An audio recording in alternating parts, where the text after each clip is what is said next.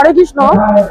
তার আগে বলি মাঝের গ্রামের শেষদিয়া গ্রামের বাসীবৃন্দকে জানাই আমার শতকোটি প্রণাম এবং ভালোবাসা জানিয়ে আমি বলছি, দুটো কথা বলছি যে প্রথমে আমরা রেখেছি আশি প্রহর নামযজ্ঞ, মহানাম যজ্ঞ হচ্ছে অনুষ্ঠিত করা হচ্ছে। এছাড়াও রাখা হয়েছে ভাগবত পাঠ, লীলা কীর্তন, বাউল, মনসা যাত্রা, এছাড়াও আরো বিভিন্ন ধরনের অনুষ্ঠান এখানে উপস্থিত হবে।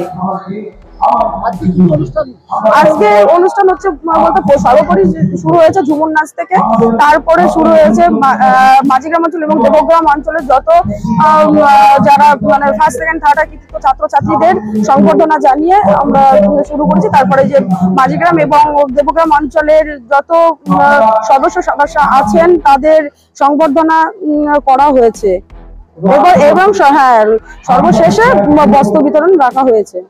আজকে দেখা গেল বেশ কিছু স্কুলকে সংবর্ধনা জ্ঞাপন করা হলো,